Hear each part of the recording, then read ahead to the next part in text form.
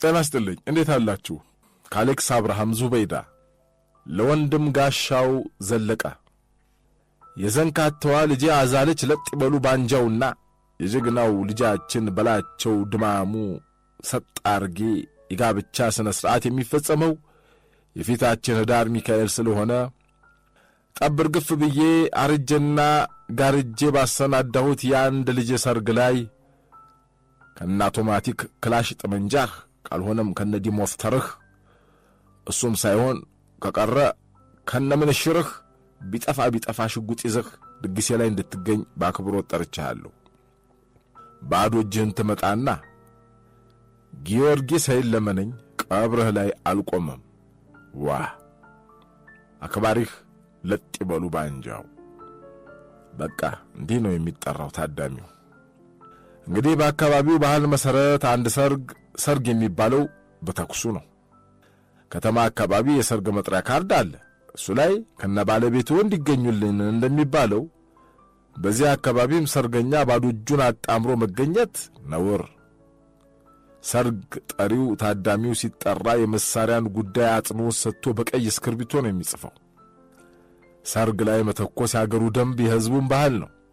ሲወርድ ሲዋረድ ከአያት ቅድማያት የመጣ ታዲያ የዕለት ዕለት ሙሽራ ሲገባና ሲወጣ ምድር ቃጤ ትሆናለች። ሁሉም ለሰርጉ ያዘጋጀውን ጥይት እየፎከረና እየሸለለ ወደ ሰማይ ያንጣጠዋል። የደሃ አገራት ጦርነት እስኪመስል አገሬው የሰርግን ውበት ሲለካ አይደገስ አይልም። አየከሌ ሰርግ ላይ የነበረ ተኩስ ይላል። እንደውም ሰው ሲሞት ሙሾ የሚወርደውና የሚገጠምለት በሰርጉ ቤት በተተኮሰው የጥይት መጠን ነው። ተኳሽ አድባሩ አንቀላፋ ማን ይተኩስበት አንዴ ቀና ብለህ እስቲ አንድቅድቅበት ይባላል። ደረት ይደቃል፣ እምባ ይራጫል። ብዙ ጥይት ሰርግ ላይ መተኮስ የቸርነት መለኪያ የባለጸጋ መስፈርት ነው። ለወጣቶች ደግሞ ከዚህም ከፍ ያለ ጠቀሜታ አለው። ወጣቱ ሰርግ ቤት የሚተኩሰው የጥይት መጠን ውሃ አጣጩን ኮረዳ የመሳቢያ ዋና መንገድ፣ የኮረዶቹን ልብ ቁመና ያስደነግጠውም ገንዘብ አያማልለውም። ተኩስ ሲሰማ ነው ዘራፍ ብሎ የሚነሳው። የክጃሉት ቁልፍ ናት ተኩሷ። ለዛም ነው የአካባቢው ወጣቶች ጠንክረው ሰርተው ጠመንጃና ጥይት የሚገዙት። አቶ እርገጤ ዛዲያ እዚህ መንደር ውስጥ ታዋቂ ሰው ነው። የተፈራ የታፈረ ግማሹን የመንደሩን ተጋቢ ሽማግሌ የሆነ ያዳዳረው ይሄው ጋሽ እርገጤ ነው። አንዱን ወጣት ይጠራና አንተ እንደ ቆመ መቅረት ነው በቃ ምን አለ ያቶ ከሊል ልጅ አያት ብታረጋት አበባ ይመሰለች። በቃ ወጣቱ ቀልቡ ይቆማል። ያቶ ከሊል ልጅ ወንዝ ውሃ ስትቀዳ ጫካ እንጨት ስትለቅም እስኪ ሰለቸው አይቷት ፉንጋ መሆኗን ገና ድሮ ለጓደኞቹ ነግሮ የተዋት ብትሆንም አቶ እርገጤ ሲመሰክሩላት መልአክ ሆና ትታየዋለች። አቶ እርገጤ ከማዳዳሩ ጎን ለጎን ዛዲያ ይህን ሁሉ ዘመን ለመንደርተኛው የጥይትና የመሳሪያ ፍላጎቱን በማሟላት የቀኝ እጅ የሆነ ታዋቂ ጦር መሳሪያ ነጋዴ ነበር። ምንም እንኳን ስራው ሚስጥር ቢሆንም ማንም ያውቀዋል። በቀኝ ያዳድራል፣ በግራ ጥይት ይሸጣል። ይሄው ነው ሰጥቶ መቀበል ይሉሃል። አንድ ቀን ዛዲያ መንደርተኛው የሚያጓጓ ወግ ሰማ። አቶ እርገጤ ሴት ልጁን ሊደር ነው የሚል አገር ነደደ በለኛ ተባለ። ለማን የሚድራትስ ተባለ። ከዚህተኛ ወረዳ ራቅ ያለ ቦታ ወደ ቆላው አባቱ ታዋቂ መሳሪያ ነጋዴ ሆነ ጉብል ነው አሉ። አሁን ተኩስ ቀን ወጣላት። አድባራችን የተኩስ ጥሟ ቁርጥ ሊለላን ይላል አንዱ። አረ እንኳን መንደራችን ድፍን ጦቢያ ድፍን አፍሪካ ቃጤ መሆኗ ነው ይቀበላል ሌላኛው አጋናኝ። አፍሪካ የተኩስ ድምጽ የናፈቃት ይመስል ሹክሹክታው እውነቱንና መጥሪያ ለሁሉም ተልኮና ድግሱ በሰፊው ተሰናርቶ ሽርጉድ ሲባል የወረዳው አስተዳዳሪ ከባድ ጉዳይ መኖሩን ገልጾ ነዋሪውን ሰብስቦ ጠራ። የስብሰባው ዓላማም ከበላይ አካል የተላከና አዲስ የወጣ ሕግ ለህብረተሰቡ ለማሳወቅ ነበር። ሕጉ እንዲህ ይላል። በአንዳንድ ወረዳዎች በደስታና በሐዘን ጊዜ ጥይት የመተኮስ ልምድ መኖሩ ይታወቃል። ይሁንና ይህ ድርጊት የነዋሪውን ሰላም የሚያደፈርስ ሕገወጥ የጦር መሳሪያ ዝውውርን የሚያበረታታ ሆኖ ስለተገኘ ከዛሬ ጀምሮ በጥብቅ የተከለከለ ተግባር መሆኑን እናሳውቅዎታለን። የወረዳው ነዋሪ ተንጫጫ። ለጥያቄም እጁን እንደ ጭራሮ ወደ ላይ አንጨፈረረ። ሊቀመንበሩ ተራ በተራ ዕድል እየሰጡ የነዋሪውን ቅሬታ መቀበል ጀመሩ። እሺ፣ እዛ ጋር አቶ እርገጤ እግዚአብሔር ይስጥልኝ። ይህ ሕግ የእውነት የሕዝብን ባህል፣ ወግ፣ ወንድነትም ለማኮላሸት ሆን ተብሎ የተሰናዳ ነው። በፍጹም የወረዳው ነዋሪ አይቀበለውም። ሕዝቡ አጨበጨበ። ሌላው ሰው ቀጠለ። እኔ አስታራቂ ሐሳብ አለኝ። መንግሥት መሳሪያውና ጥይቱ ሕገ ወጥ ነው ካለ ባህላችንን ከማስቆም ይልቅ እንደ ማዳበሪያ፣ እንደ ስኳር፣ እንደ ዘይት ሕጋዊ ጥይትና መሳሪያ በኅብረት ሱቃችን በኩል ይከፋፈል። የእኔ አስተያየት ደግሞ አሉ ሌላኛው፣ ሕጉ ሲወጣ መንግሥት አላማከረንም። ቢሆንም አማራጭ ሳያቀርቡ ተኩስ አቁሙ ተገቢ አይደለም። ለምሳሌ ከተሜው ሲያገባ በእሳት እየለኮሰ የሚተኩሰው ምንድነው ስሙ? ይሄ አምጡልኝማ። ርጭት ነው። አህሳ አይ ርጭት አይደለም። እህሳ ይበሉ ርጭት ነው። እሺ ያው ርጭት፣ እንደው ምርጭት። እሱ እንደ አማራጭ አቀርብልን እንጂ መተኮስማ ምን ሲደረግ ይቆማል? አባቶቻችን አያቶቻችንስ ምን ይሉናል? እንዴ በየሰበቡ ካልተኮስንስ የመተኮስ አምሮታችን ተጠራቅሞ ድንገት አንድ ቀን ቢወጣ አገር ይተርፋል እንዴ ጌታው? ይሄኔ እንኳን አስተያየት ምንድነው? አለ አንድ ደግሞ ጎልማሳ ቢጤ ነው። የኛ ወረዳ እንደ ሌላው ወረዳ ወደ ሰው አይተኩስም። ይሄን ያህል ስንኖር ሰው ሙቶብን አያውቅም ጌታው። እና ከሌላው ወረዳ እኩል ሕጉ ከምትጭኑብን የኛን ተሞክሮ ወደ ሌላው ወረዳ በማስፋፋት ሁሉም ወደ ሰማይ ብቻ እንዲተኩስ ቢፈቀድለት ነው መልካም። ተጨበጨበለት። ሰርግ ባሩድ ካልሸተተው ሙሽራዋ ሰይጣን ይጣላታል፣ ትዳሩም አይሰምር። ይህ አትተኩሱ የሚል ትእዛዝ መድኃኒት እንደ መከልከል ያለ በደል ነው። ተሰብሳቢው ለግማሽ ቀን ተቃውሞ ሲገልጽ ከዋለ በኋላ ሊቀመንበሩ ባጭርና ቆፍጠን ባለ ንግግር ስብሰባውን እንደመደሙት፣ ወገኖቼ እንግዲህ እኛ ይጠቅማል ብለን ጠብቀን እዚህ ያደረስነውን ተኩስ የበላይ አካል ለልጆቻቸው አታውርሱታል። ምን ይደረግ? የበላይ አትተኩሱ ካለ አትተኩሱ ነው፣ ተኩሱ ካለ መተኮስ ነው። በእርግጥ ተኩስ ባህላችን ነው። ይሁንና ባህልም እንደ ሰው ይወለዳል፣ ያድጋል፣ ይሞታል። ከስብሰባው ጥቂት ቀናት በኋላ የአቶ እርገጤ ድግስ ላይ ሕጉን በመጣስ መሳሪያ ይዞ የሚመጣ ሰው መኖርና ለመኖሩን የሚያጣራ የቀበሌ ሰው ቃፊር ሆኖ ቆመ። ይሁንና ነዋሪው ሕግ በማክበር ሁሉም ባዶ እጁን አንገቱን ደፍቶ ወደ ሰርጉ ሲገባ ታየ። ሰርግ ቤት ውስጥ ጎን ለጎን የተቀመጡ ወዳጆች በሹክሹክታ ያወራሉ። እንደው ጭር አረጉን አይደል? ጭር ያርጋቸውና ይሄ የወዳጅን ሰርግማ ጭር ያረጓትም እኔ እያለሁ ምን ልትሆን መሳሪያ እንዲሁ የለን እንደ ሴት ባዶ እጃችንን እሱን እንኳን ተው ተመልከት ይሄን አለና ጋቢውን ገለጥ ሲያደርገው እጁ ላይ ሁለት የእስራኤል ሰራሽ የእጅ ቦምብ እንደ ስኳር ድንች ቁጭ ብለው ታዩ። ኧረ ወይ ሐሳብ መገጣጠም እናንተ አለ ሌላኛው ከቁምጣው ውስጥ ባሮጌ ጨርቅ የተጠቀለለ የእጅ ቦምብ መዥረጥ። ሰርግ ቤቱ ውስጥ የሚበዛው የእጅ ቦምብ ይዞ ገብቶ ነበር። ባህል ነዋ። የሙሽሪት አባት ታዳሚው ፊት ቆመው እንዲህ አሉ። ወገኖቼ አክብራችሁ ስለመጣችሁ ደስ ብሎኛል። እንግዲህ መንግሥት ባህላችንን ከልክሎ ሰርጋችንን ጭር ሲያደርገው ሞክሮ ነበር። ይሁንና አስተዋዩና ብልሁ የወረዳችን ሊቀመንበር እንደነገሩን ባህል ይወለዳል፣ ያድጋል፣ ይሞታል። እውነት ነው።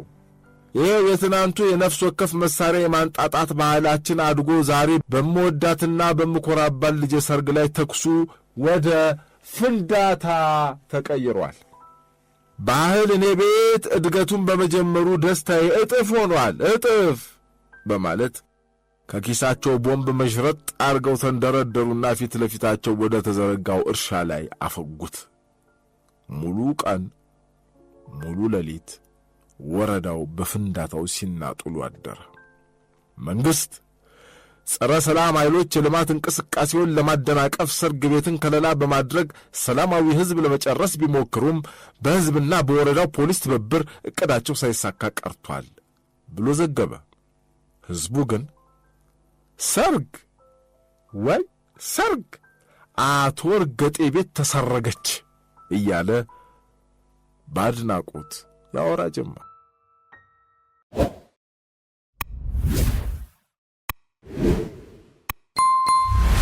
እማማ ይብርጓል ከጉብኝታቸው በአንዱ ቀን ዋይት ሃውስ ፊት ለፊት ደረሱ። እልልታቸውን አቅልጠው እንደ ልማዳቸው ቤተ መንግሥቱ ፊት ለፊት በግንባራቸው ተደፍተው ምድሩን ከሳሙ በኋላ ጌታዬ የተሰቀለው እዚህ ነው ሲሉ አስቴርን ጠየቋት። ዓለም ሁሉ ለገዛ መሻቱ የተሰቀለው እዚህ ነው ማየ። ያንቺ ንጹሕ ልብ ሰውን ገረመው እንጂ ሁሉም ከያለበት የሚሰግደው ለዚሁ ነው።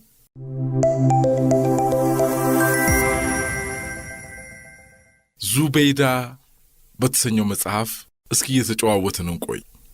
አይ ዶንት ኬር የመጀመሪያው ወግ። አንድ ቀን እናቴ ተከራይቼ ወደምኖርበት ኮንዶሚኒየም ልጠይቀኝ መጣች። እኔ ጋር መቆየት የፈለገችው ለ5 ቀናት ነበር።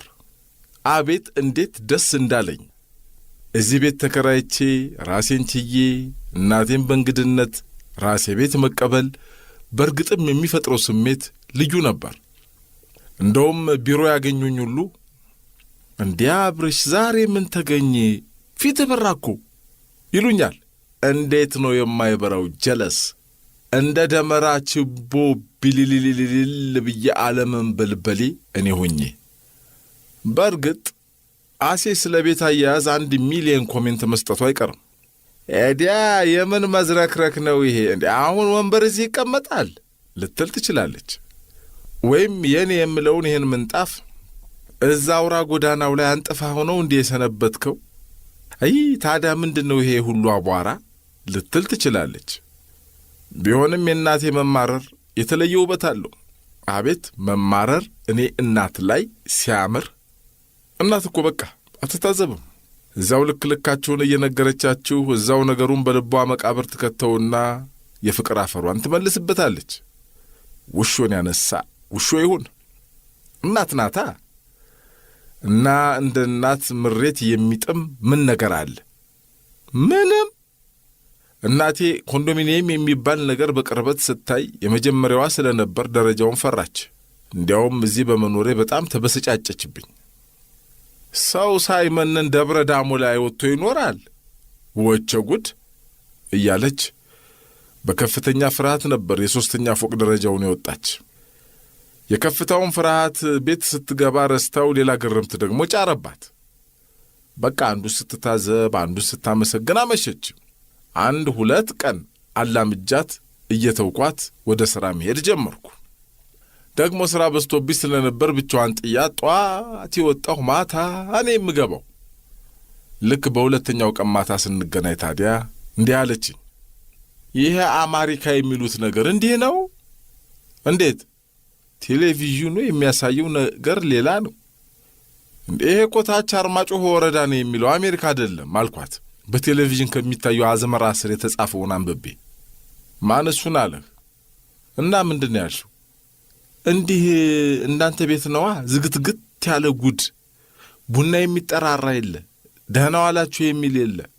ሁሉም ቤቱን ዘግቶ ቁጭ፣ የሚጫወት ሕፃን እንኳን የሌለበት ጉድ። እስር ቤት። እስቲ አሁን ሲያረጓየን ብላችሁ ሁሉም አበሻ ናቸው። ምን አለ ቢያወጉ?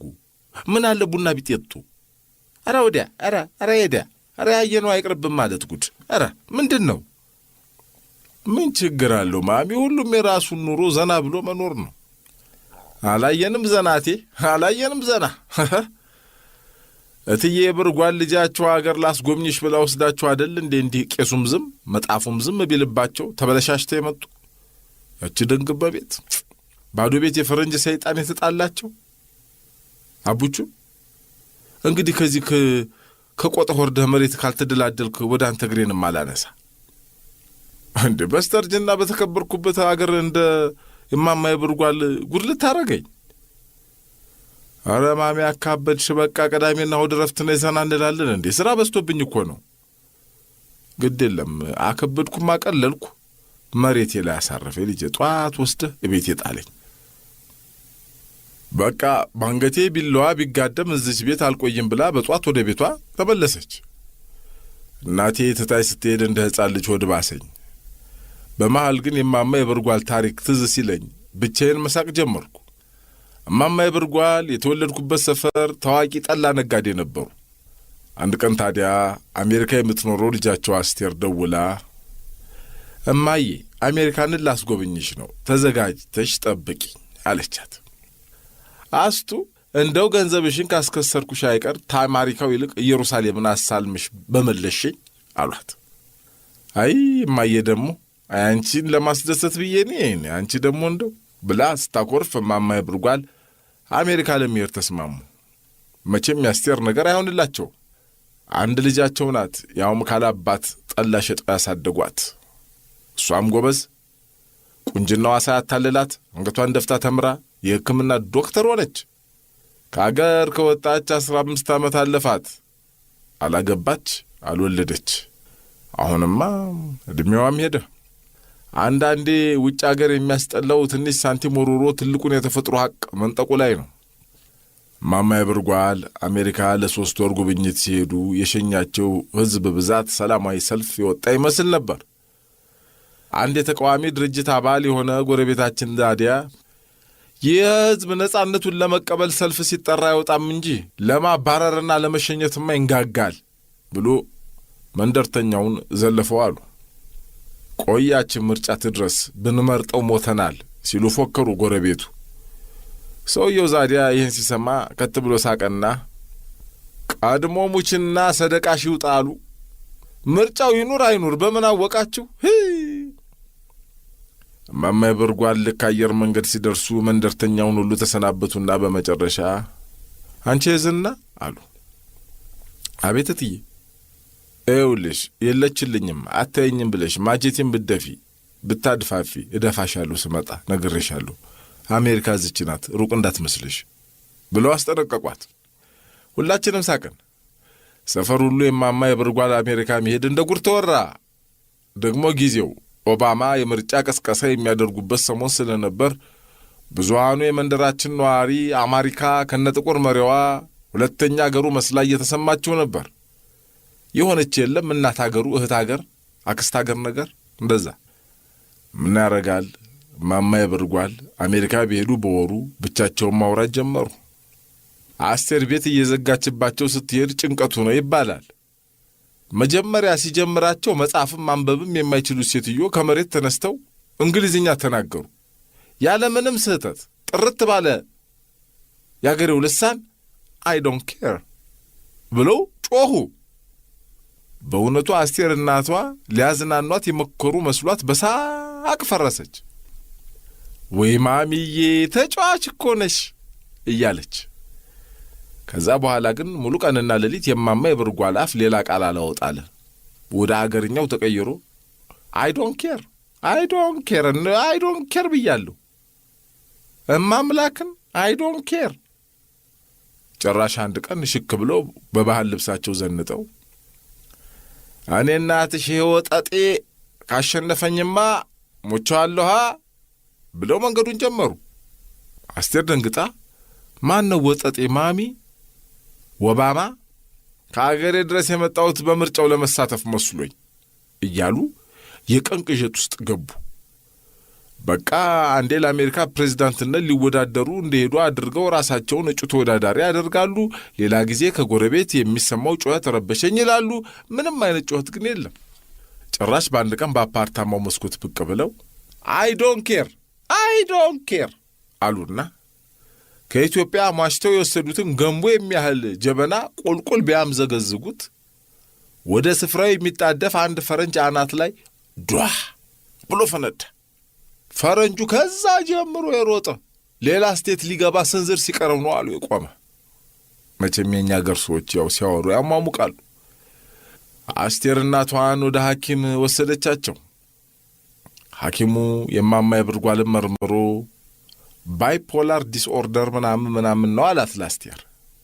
ያው ሃሉሲኔት ሲያደርጉ ማለትም የሌለ ነገር ያለ መስሎ ሊታያቸው ይችላል። ብቻቸውን አትታያቸው፣ ወጣ እያደረግሽ አዝናኛቸው እያለ የአስቴር ጡቶች ላይ አይኑን አንከራተተ።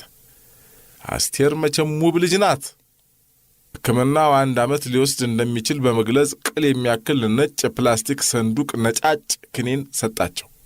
በቀን 1 እስከ ምጽአት። ማማ የብርጓል ዛዲያ በቀጣዩ ቀን ቤት ተቀምጠው ድምፃቸው ቢጠፋባት አስቴር ከመኝታ ቤቷ ብቅ ብላ አየቻቸው። ማርፌና ክራቸውን አቅርበው የታዘዘውን ክኒን እየቦረቦሩና በክር እየወሰወሱ ምን የመሰለ መቁጠሪያ ሰርተው አገኘቻቸው። 1 ክኒን በበሱ ቁጥር አይ ዶንት ኬር ይላሉ። አስቴር ዛዲያ የሐኪሙን ምክር በመስማት እናቷን ልታዝናናቸው ይዛቸው በሰው አገር ጎዳና ላይ ትዞራለች። ይሄ ኢየሩሳሌም ነው አደል እንዴ አሏት ኮስተር ብለው።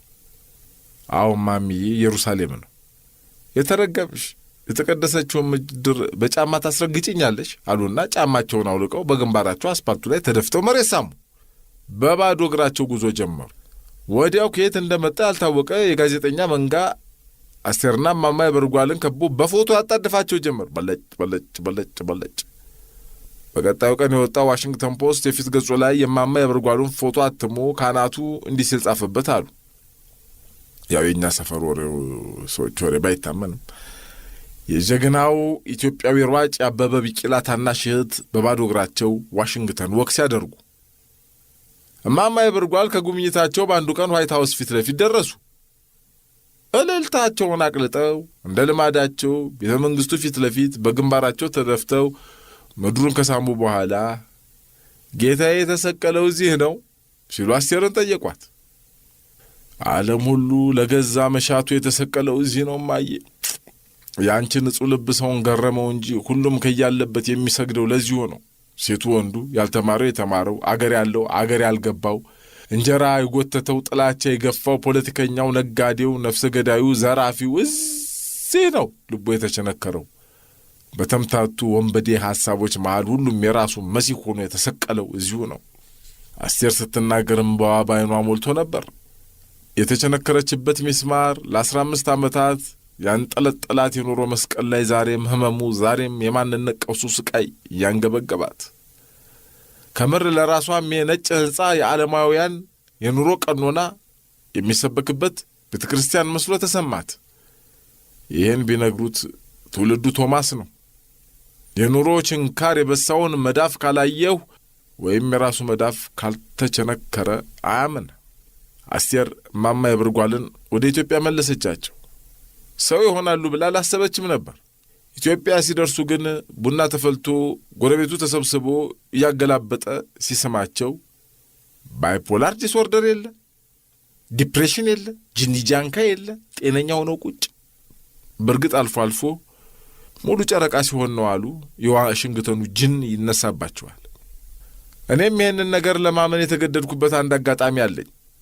እንግዲህ እማማ የብርጓል የሞተበትን አጽናኝ፣ የታመመን አስተማሚ፣ የመንደሩ አድባር መሆናቸውን ማንም ያውቃል። ሰው ታመመ ከተባለ ነጠላቸውን አንጠልጥለው መሮጥ ነው። ጎረቤቱም ከላይ እስከታች አስታማሚ ጠያቄ ነው የሚላቸው። አንድ ቀን ታዲያ እናቴ እማማ የብርጓል አለቻቸው። እመት ጋሽ አስፋው እኮ አባታቸውን ተረድተው ተቀምጠዋል አሉ። ኑ ለቅሶ እንድረስ እስቲ። ጋሽ አስፋው በመንደራቸው የተከበሩ የአገር ሽማግሌ ናቸው። እማማ የብርጓልም የጠላ ደንበኛ። እማማ የብርጓል ታዲያ ጮክ ብለው አይ ዶንት ኬር አሉ። በቃ ይሄ ነጭ አገር የወረሳቸው ጅን ተነሳባቸው። ጨረቃዋ ሙሉ ሆነች ማለት ነው።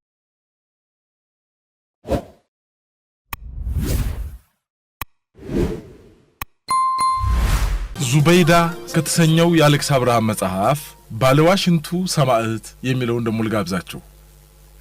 የመስሪያ ቤታችን ጥበቃ ጋሻ ባተ ሰላምታ ሲሰጡኝ ከሰላምታቸው ቀጥሎ 20 ጊዜ መድፍ የሚተኩስ ይመስለኛል። ገና ሲያዩኝ ቀኝ እግራቸውን እስካገጫቸው ያነሱና ቁልቁል እያምዘገዘጉ አውርደው በወታደር ጫማቸው በሲሚንቶ የተለሰነውን ወለል ይጎስሙታል። እጋጭላል። በቀን 10 ጊዜ ቢያገኙኝ በቀን 10 ጊዜ ብድግ እጋጭላል። ይቺ ምድር መቼም ቻይናት። ወላ በወታደር ጫማ ወላ በነጠላ ጫማ ወላ በባዶ እግር ብትወቀጥ ብትወገዝ ብትረገጥ ሰም እኔ እርግጫው ለበዛበት ወለል እንዲሁም ለጫማቸው አዝኜና ደግሞ ለዚህ አይነት ሰላምታ ምላሹ ሁል ጊዜ ስለሚያደናግረኝ ወደ እሳቸው እግር አላበዛም። ዛሬ ታዲያ ቢሮዬ ለሆነ ጉዳይ ጎራ አሉ። ላጋናው እንዴ ትንሽ ገነነነን ላርገው እንዴ ትንሽ ይው ከጠረጴዛዬ ፊት ለፊት ያንን ማዕተኛ ሰላምታቸውን ሊሰጡ እግራቸውን ሲያነሱት ጆሮዬንም አይኔንም ልድፈነው ብያሰብኩ ትንሽ ገነነነነን ላርገው አይደል። ለሁለቱም ሳልደርስ አጋጭ ቢል ጠረጴዛዬ ላይ የተቀመጠው የቀን መቁጠሪያ ባስነሱት ነፋስ ተገላብጦ ሚያዚያ ላይ የነበረው ገጽ ውው ብሎ ግንቦት 20 ላይ በቀይ እስክሪብቶ አየሁት። ስራ የለም ይላል። ስፒሎች ጠረጴዛው ላይ እንደ ሰፌር ላይ ቆሎ ታታታታታታ ዱብ ወረቀቶች በእርጋታ ተንቀሳቀሱ። ላጋነው አይደል ትንሽ ገነን። ጋሻ ባተ ገና ሳይቀመጡ ጉዳያቸውን ጨርሶ ሲወጡ ይህን ሰላምታቸውን ይደግሙኝ ይሆን ብዬ ተጨነቅኩ። ወታደሮች ሰላምታቸው እንዲህ ኃይል የሚበዛበት ግን ለምንድን ነው? ዞሮ ዞሮ ሰላምታውን የሚያቀርቡት ለወዳጅ ነው። ሰላምታ ከእጅ ወርዶ እንዲህ በእግር ሁሉ መሬት እስኪደቃ በሚደረግ እንቅስቃሴ መደረጉ ሰላምታ የሚያቀርቡትን ሰው ብትፈልግ በሰላም ካሰኘህ ነገር ከማረህ ነገር ከሞረሞረህ ና የሚል መልእክት ያዘለ ይመስለኛል። ጋሻ ባተ ሰላምታቸውን ጨርሰው በተጠንቀቅ እንደቆሙ የመጡበትን አሳወቁኝ። በእውነቱ አገራችን ኢትዮጵያ ተሻሽላለች። እኔ እኮ ቢሮዬ መጥተው በመድፍ ቀረሽ ሰላምታ ሊያሸብሩኝ ልክ እንደ ቀዳማዊ ኃይለ ሥላሴ ደርጎች ቤተ መንግስታቸው ድረስ ሄደው እንዲህ አይነት ሰላምታ ከሰጡ በኋላ አይደል እንዲህ ወረቀት መጅረጥ አድርገው ለርሶ ደህንነት ሲባል ወደ ተሻለ ቦታ እንዲዘዋወሩ ተወስኗል ያሉት። እንዲያን ሰላምታ ሲሰጡኝ ኤው ካላመናችሁ ኤው ጋሻ ባተም ለኔ ደህንነት ሲባል ከስራዬ መባረርን በመፈንቅለ መንግስት አካሄድ ሊያስረዱ ይመስሉ ተጠጣሉ። እሳቸው ግን በወታደራዊ ሰላምታ መንፈሳዊ መልእክት ተቀበሉኝ። አቶ አብርሃም ለሚመጣው መድኃኔዓለም እቤቴ ዝክር ስላለ ከባለቤቱ ጋር መጥተው ጥበል ጠዲቅ እንዲቀምሱልኝ በማክበር ጠርቼዎታለሁ። ያንተ ያለ እግዚኦ መሐረን። ሁሉ መድፍ ቀረሽ ሰላምታ ለሌላ ሳይሆን ለሚመጣው 27 ቤታቸው ዝክር ሊጠሩኝ ነው። ያንተ ያለ ከንግግራቸው ቀፍጣናነት የተነሳ አታምኑኝም። ከባለቤቱ ጋር ሲሉኝ ያገባው ሁሉ መሰለኝ። እኔ እኮ እንደው ሰተት ብዬ የምኖረው እንደላጤ ነኝ። አይ ጉድ! አይ ሰላምታ! አይ ጋሻ ባተ! ነገረ ስራቸው ዘና ስላረግኝ እንዲቀመጡ ጋበዝኳቸውና ቡና ለሁለታችንም አዘዝኩ። ከዛ ወግ ፊት ለፊት የተከፈተው ቴሌቪዥን ናሽናል ጂኦግራፊ ያሳያል።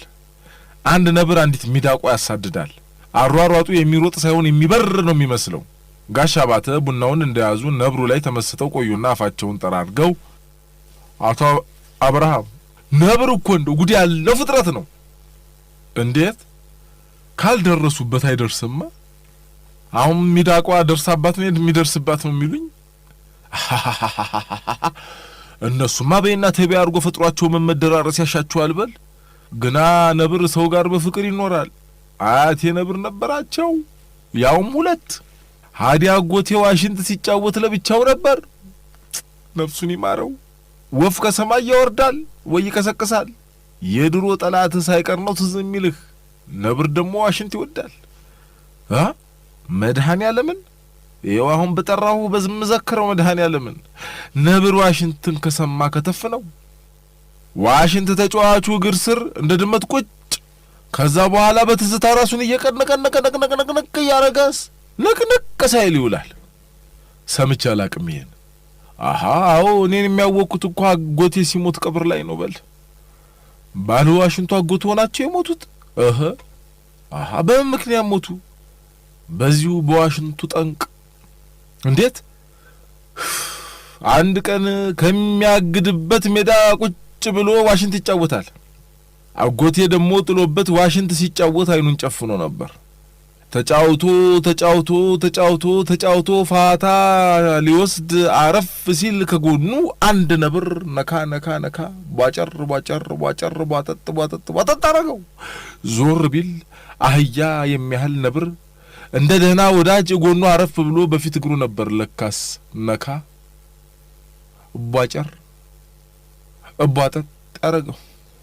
ከዛማ አጎቴ ገርሞት ፍጥጥ ቢል እንደገና በእግሩ ዋሽንት የያዘ እጁን ነካ አረገው።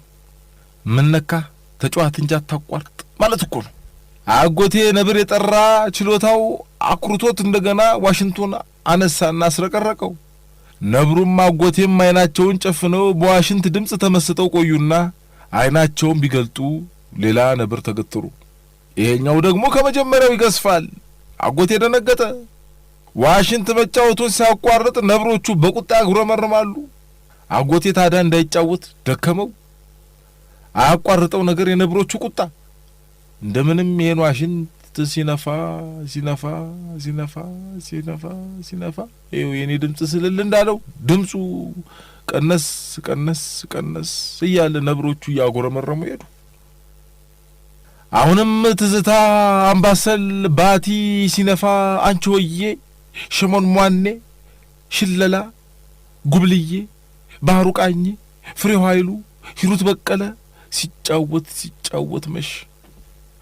በሉ እንግዲህ ወርቆቼ መሸ፣ ሚስቴ ትሰጋለች ልሂድ የነገ ሰው ይበለን ብሎ ሊሄድ ሲነሳ ነብሮቹ የቁምጣውን ጫፍ ለሁለት ነክሰው ጎተቱና መልሰው አስቀመጡታ። የታባ ልትሄድ ነው የሰው ትዝታ ቀስቅሰ እንደማለት። እንደው ምን ቀን ነው ይሄን ዋሽንት የለመድኩት ምን ነው በቀረብኝ እያለ ሲነፋ ነጋ። አሁንም ነብሮቹ ወይ ፍንክች ሲነፋ ሲጫወት ልክ 10 ሰዓት ሲሆን ልቡ ጦሽ ብላዘው ድፍት አለ። ወጉዲ እሞመቱ ሳስቡ እኮ ያመኛል። አይዞት እሺ። አጎታቸው መድረክ ላይ ሞተ ማለት ነው። ለሙዚቃ የተሰዋ ሰማዕት መስሎ ታየኝ። ወሬውን ጨርሰው ስለ ቡናው ማመስግነው ጸበሉን እንዳልቀር አሳስበውኝ ፊት ለፊት የቆሙና እንደገና ጫረኩት። ቀን መቁጠሪያው ላጥ ብሎ እንደገና ሚያዚያ ላይ ተመለሰ። ላጋነው እንዴ ትንሽ አይቅር እርግጫ የወሰደውን ቀን እርግጫ መለሰው። ከወዲያኛው ክፍል የጸሐፌ ፍሬዘር ኮምፒውተር አሁንም ይዘፍናል። ዘፈን የማይሰለቻት ጉድ ናት። ነብር አጠገቧ ቆሞ ዘፈኑን እንዳትዘጋ የከለከላት ይመስል። ለነገሩ ኑሯችን ራሷ እንደ ባለዋሽንቱ የጋሻ ባታጎት ናት። በግዳጅ ዘፈናችን ተመልካች ደስተኛ ናቸው እያልን ድንገጦሽ የምንል ምስኪኖች ክንብል የምንል እንደ ውሃ ስንት ነብር አለ ለራሱ ደስታ ጉልበታችንን ሲመጠን የሚኖር ድፍት ከነዋሽንታችን ክልተው ከነ ዘመናትን ጉርጉሯችን እንደ ቀልድ ለራሳችን የጀመርናት ዘፈንን ለማቆም የሌሎችን ፈቃድ ተነፍገን አጀንዳዬን አንስቼ ከቢሮዬ ወጣሁ። ስብሰባ አለብኝ። አለቆቼ ለተሰብሳቢዎች እንድናገር ያዘዙኝ መልእክት በአጀንዳዬ ተከትቧል። ነብሮቹ በቃ ካላሉኝ መስማት የሚፈልጉትን ዘፈን ስደጋግም መኖር የማይቀር አለቆቼ። እንግዲህ ስብሰባው ላይ ይሄን ዋሽንት ስነፋ በቃ ኑሮ ይቀጥላል። በባለ ዋሽንቶችና በነብሮች መንደር አንዷ አለቃዬ ጠገበ ብዬ አይኔን ስገልጥ ሌላው በሌላ ዘፈን ከበላይ ተከምሮ ንፋ ይለኛል። በምን ቀን ነው ግን ይሄን ዋሽንት የተለማመድኩት? ባለ ዋሽንቱ ሰማዕት እኔም ነኝ፣ ህዝቤም ነው። በገዛ ዘፈናችን እስቲ ተጫዋቱ እያሉን እየተጫወትን እያስደሰትን ቆም ስንል በገዛ ዘፈናችን ቡጭር ተደርገን ልባችን ጦሽ ብሎ ምንሞት እኛው ነን ምስኪኖች። በገዛ ዳቧችን ልቡን ያጣ ነው። አንድ አጠር ያለች ታሪክ። አንድ በጣም ደሃና አንድ አይን ብቻ ያላት እናት አንድ ወንድ ልጇን ለብቻዋ ታሳድግ ነበር። ልጁ ሲያድግ አባት አልነበረውም። እናት ልጇ በሚማርበት ትምህርት ቤት ውስጥ ጽዳት በማጽዳት ለመምህራን ሻይ በማፍላት እና ሌሎች የጉልበት ስራዎችን በመስራት በምታገኘው ገንዘብ ልጇንና ራሷን ታስተዳድራለች። ለልጇ ያላት ፍቅር በጣም ከፍተኛ በመሆኑ ትምህርት ቤት ውስጥ የተለያዩ ስራዎችን እየሰራች በምታገኘው አጋጣሚ ሁሉ ልጇን ከሌሎች ተማሪዎች ጋር በረፍት ሰዓት ሲጫወት ቆማ ማየት ያስደስታታል። ጧት በ2 ሰዓት ወደ ትምህርት ቤት አስገብታው 4 ሰዓት ላይ በጣም ይናፍቃታል። ልጁ ግን እናቱ አንድ አይን ብቻ ስላላትና ደሃ ስለሆነች በጣም ይጠላታል። ሌሎች ልጆች እናቱ መሆኗን እንዲያውቁ ፈጽሞ አይፈልግም ነበር። አንድ ቀን ጧት 2 ሰዓት ላይ ወደ ክፍል ገብቶ እስከ ምሳ ሰዓት ስላላየችው ልጇ በጣም ናፈቃት። በምሳ ሰዓት ረፍት ላይ ያሉ ከሌሎች ልጆች ጋር ሲጫወት ጠርታ ስማው ጸጉሩን አሻሽታው ስትመለስ ሌሎች ልጆች እናቱ አንድ አይን የላትም እያሉ ቀለዱበት። ልጁም እናቱ መሆኗን ሌሎች ልጆች ስላወቁበት በጣም ተናደደ። እሷንም ለምን መጣሽ ብሎ ተቆጣት። ምሽት ላይ ወደ ቤት ሲገባ እንዴት በጓደኞቼ ፊት ታዋርጅኛለሽ? እንዴት የአንድ አይናዋ ደሃ ሴት ልጅ ታስቢኛለሽ? እስከ መቼስ ባንቺ እያፈርኩ ኖራለሁ ብሎ ሙልጭ አርጎ ሰደባት። ሁሌም ከምታሳፍሪኝና ከምታስቂብኝ ለምን አትሞችም ሲል አስከተለ። እናት ግን ምንም አላለችም ነበር። ከዚያን ቀን በኋላ ከጓደኞቹ ጋር ሲጫወት እንዳላየሽ ታልፋለች። ልጁ ሁሌም እናቱ አንድ አይን ብቻ ስላላትና ደሃ ስለሆነች እጅግ በጣም ይጠላታል። አንቺን የማላይበትና ባንቺ የማላፍርበት ሩቅ ቦታ መሄድ አለብኝ እያለ ይዝታል። በተደጋጋሚ ያመናጭቃታል። ይሄ ሁሉ ሲሆን እናት አንድም ቃል ተንፍሳ አታውቅም። ለልጇ ያላት ፍቅርም ሁሌ ተመሳሳይ ነው። ልጁ ከእናቱ ርቆ ለመሄድ ያለው ብቸኛ አማራጭ ትምህርቱን በደንብ ማጥናትና ከሚኖርበት አካባቢ ራቅ ብሎ ከሚገኝ ዩኒቨርሲቲ የነጻ ትምህርት እድል አግኝቶ መሄድ ነው ብሎ ወሰነ። ስለዚህ ትምህርቱ ላይ በመትጋት በጣም ጎበዝ ተማሪ ሆነ። እናት ይህን ስታይ በጣም ተደሰተች። ለዘመናት ካሳለፈችው ችግርና የጉስቁልና ኑሮ ልጇ ሊያወጣት እንደሚችል ተስፋ አደረገች። የሁለተኛ ደረጃ ትምህርቱ ሲያጠናቅቅ ልጁ በቅዱ መሰረት ከእናቱ መኖሪያ በጣም ሩቅ ከሆነ ዩኒቨርሲቲ አመልክቶ የነጻ ትምህርት እድል ስላገኘ እናቱን እንደ ነገሩ ተሰናብቶ ሄደ። በልቡ ግን ሁሌም የሚያፍርባትንና የሚጠላትን እናቱን ዳግም ላላያት ለራሱ ቃል ገብቶ ጉዞውን ቀጠለ። ትምህርቱን በደንብ በመከታተልና በርትቶ በማጥናት ከዩኒቨርሲቲ በማዕረግ ተመረቀ። ከዚያም የሁለተኛ ዲግሪ ትምህርቱን እስኪከታተል ሌላ የነጻ ትምህርት እድል አገኘ። ከ2 ዓመት በኋላ ትምህርቱን እንደገና በማዕረግ አጠናቆ አንድ ትልቅ ኩባንያ ውስጥ በከፍተኛ ደሞዝ ተቀጠረ። የሁለተኛ ዲግሪውን ሲማር ከተዋወቃት የሴት ጓደኛው ጋርም ትዳር መስርቶ 2 ልጆች ወልዶ በገዙ ዘመናዊ ቤት ውስጥ ኖሩ። ለልጆቹም ሆነ ለሚስቱ አንድም ቀን ስለ እናቱ አያወራቸውም። የት እንደምትኖርም ነግሯቸው አያውቅም። ስለ እናቱ ማሰብ አይፈልግም። እናት ግን ምንም እንኳን ለመጀመሪያ ዲግሪው የነጻ ትምህርት አግኝቶ ከቤት ተሰናብቷት ከወጣበት ቀን ጀምሮ በደብዳቤም በስልክም ልጇን አግኝታ ባታውቅም በተለያየ መንገድ ስለ ልጇ መረጃ ለማግኘት ትጥራለች። ስለሱ በምትሰማውም ትደሰታለች። አንድ ልጇ በመሆኑና እጅግ በጣም ስለምትወደው ናፍቆት ሁሌም ያንገበግባታል። ነገር ግን በጣም እንደሚጠላት ስለምታውቅ እሱ ያለበት ድረስ ሄዳ ልታናድደው አልፈለገችም። ከዓመታት በኋላ ልጇ ሚስት አግብቶ 2 ልጆች ወልዶ በጣም ጥሩ ኑሮ እንደሚኖር ስትሰማ እጅግ የምትወደውንና በጣም በችግር ያሳደገችውን ልጇን ለማየት ሚስቱንና የልጅ ልጆቹን ለመተዋወቅ በማሰብ እሱ ወደሚኖርበት ከተማ ገሰገሰች። እሁድ ጧት የሚኖርበት ቤት ድረስ በመሄድ በሩን አንኳኳች። 2 ሕፃናት የልጅ ልጆቿ በሩን ከፍተው ከፊት ለፊታቸው በጣም የተጎሳቆለች አሮጊት ሴት ሲያዩ እንደ መደንገጥ ብለው ማንን ፈልገሽ ነው በማለት እየተቀባበሉ በሚጣፍጠው የሕፃን አንደበታቸው ጠየቋት። መልስ ሳሰጣቸው ሕፃናቱን ፈዛ እያየች አባታቸው ማን ነው ልጆች ወደ በሩ ሄደ። እናቱ መሆኗን ሲያይ በጣም ተናዶና ተቆጥቶ እንዴት ሳትጠሪ መተሽ ልጆችን ታስደነግጫለሽ? ጥፊ አሁን ከዚህ። ይቅርታ አድራሻ ተሳስቼ ነው ብላ ወደ ኋላ ተመለሰች። ከዓመታት በኋላ የቀድሞ የትምህርት ቤት ጓደኞቹ ባደጉበትና የመጀመሪያ ደረጃ ትምህርታቸውን በተማሩበት ትምህርት ቤት ውስጥ ለመሰብሰብ አቅደው እንዲሳተፍ ሲጋበዝ ፈቃደኛ ሆነ። ዝግጅቱ በሚደረግበት ቀን ለሚስቱና ለልጆቹ የትና ለምን እንደሚሄድ ሳይነግር ደብቆ ለሥራ ጉዳይ ሌላ ቦታ ይሄዳለሁ በማለት ተሰናበታቸው። ያደገበት ከተማ ሲደርስም ቀጥታ ወደ ትምህርት ቤቱ በማምራት የዝግጅት ተሳታፊ በመሆኑ ሲደሰቱ አለ። ዝግጅቱ ተጠናቆ ሁሉም ወደ መጣበት ሲሄድ ያደገበት ቤትና እናቱ ትዝ ስላሉት እስኪ ለያት ብሎ ወደዚያው አመራ። እናቱ ቤት ሲደርስ የጎረቤት ሰዎች ተሰብስበው እያለቀሱ ከጥቂት ቀናት በፊት መሞቷን ነገሩት። እናቱ መሞቷን ሲሰማ ምንም አይነት የመደንገጥ ወይም የማዘን ስሜት አልተሰማውም። እንዲያውም ግልግል አለ በውስጡ። ጎረቤቶቹ ግን ሲመጣ ይህን ስጡት ብላናለች ብለው አንድ የታሸገ ፖስታ ሰጡት። ፖስታውን ከፍቶ ሲያነብ የሚከተለውን መልእክት አገኘ። በጣም የምወድህ ልጄ፣ ሁሌም የማስበው ስላንተ ነው። አንድም ቀን ስላንተ ያላሰብኩበትና ያልጸለይኩበት ቀን የለም።